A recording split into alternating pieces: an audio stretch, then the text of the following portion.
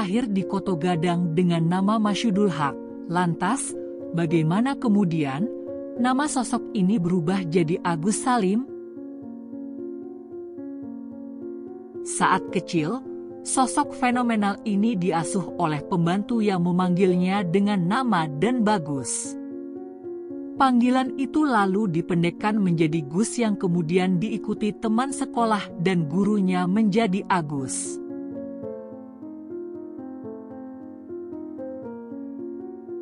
Pendidikan dasarnya ditempuh di LS, sekolah khusus bagi anak-anak Eropa di masa penjajahan Hindia Belanda. Kemudian dilanjutkan ke Hungerberger School HBS di Batavia. Sangat tidak lazim waktu itu anak pribumi bisa sekolah di HBS. Pasalnya sekolah ini memang diperuntukkan untuk kalangan kaum Eropa. Ketika itu, Agus Salim berhasil membuktikan bahwa kaum pribumi bisa menjadi predikat terbaik bahkan mengalahkan anak-anak Eropa yang bersekolah dengannya.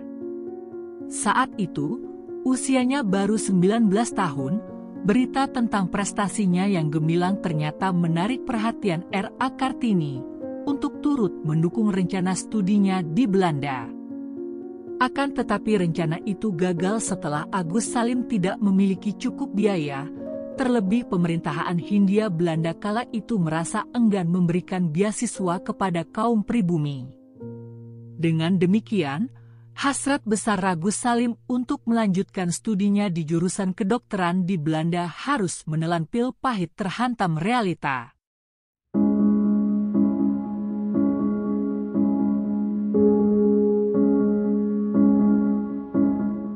Setelah lulus dari HBS Batavia dengan nilai tertinggi, tentu saja memudahkan jalan karir seorang Agus Salim. Ia kemudian bekerja di konsulat Belanda di Jeddah Timur Tengah, hingga sempat bekerja di Dinas Pekerjaan Umum, sejumlah posisi penting dan strategis diembannya, dan menapaki jejaknya begitu gemilang di negeri orang. Disinilah sosok Agus Salim yang terkenal sebagai salah satu tokoh perjuangan yang agamais ini, banyak menimba ilmu agama Islam dari pamannya, Syekh Ahmad Khatib yang telah bermukim di Mekah sejak tahun 1876.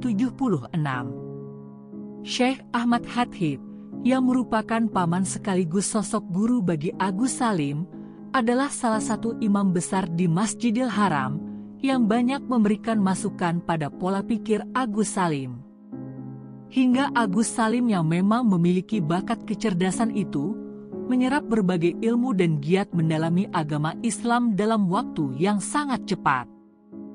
Pengetahuan agamanya sangat luas dan berkembang pesat hingga membawa banyak perubahan dari cara berpikir kritis Agus Salim termasuk pandangan bernegara dan sikap politiknya.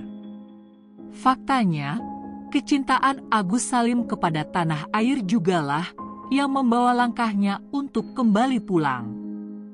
Setelah baru kembali ke tanah air, ia lalu mendirikan sejumlah media dan terjun ke dunia politik, salah satunya yakni menjadi anggota Volksraad mewakili Sarekat Islam, sebuah kebebasan terbatas bagi kaum pribumi, oleh pemerintahan Hindia Belanda kala itu.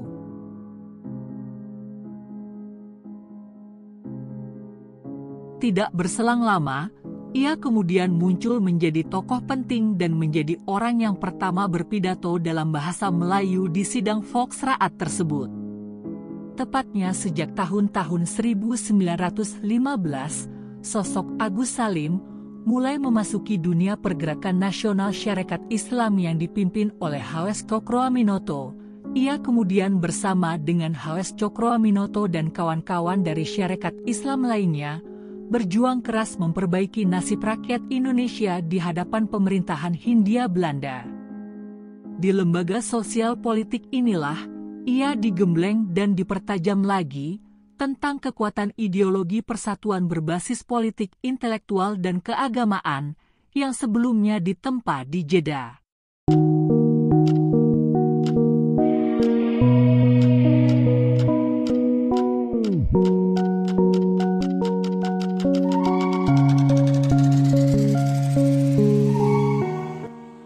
Setelah kemerdekaan Indonesia dikumandangkan, sikap kecintaan tanah air dan memerdekakan diri secara penuh terus dikumandangkan oleh berbagai pihak. Sebagai kaum intelektualis, Agus Salim juga mengambil peran utama di mana ia turut dipercaya sebagai diplomat andalan di berbagai perundingan dengan pihak Belanda. Tentu saja, jika membahas sosok fenomenal ini, kita mengingat kiprahnya sebagai diplomat.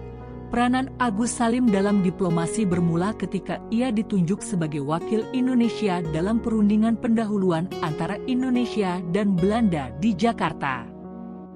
Perundingan ini berlangsung pada 23 Oktober 1945, di mana kala itu pembahasan utamanya untuk menengahi konflik antara Indonesia dan Belanda pasca proklamasi kemerdekaan Indonesia.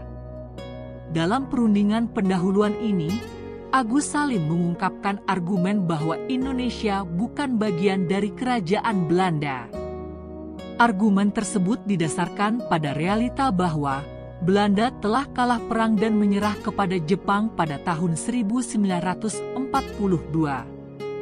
Maka dari itu, Belanda tidak memiliki dasar kekuasaan atas Indonesia. Argumen itu mematikan berbagai argumentasi pihak Belanda yang mengklaim wilayah Indonesia. Dari pertemuan tersebut kemudian sosok Agus Salim selalu menjadi pilihan utama dalam berbagai perundingan di kancah internasional. Dalam karir politiknya, sosok Agus Salim berturut-turut menduduki posisi penting dalam kabinet, yang diawalinya menjadi anggota Dewan Pertimbangan Agung. Setelah itu, ia menjabat Menteri Muda Luar Negeri dalam Kabinet Syahrir II dan III pada tahun 1946 hingga 1947. Kemudian, ia menjabat Menteri Luar Negeri dalam Kabinet Amir Syarifuddin pada tahun 1947.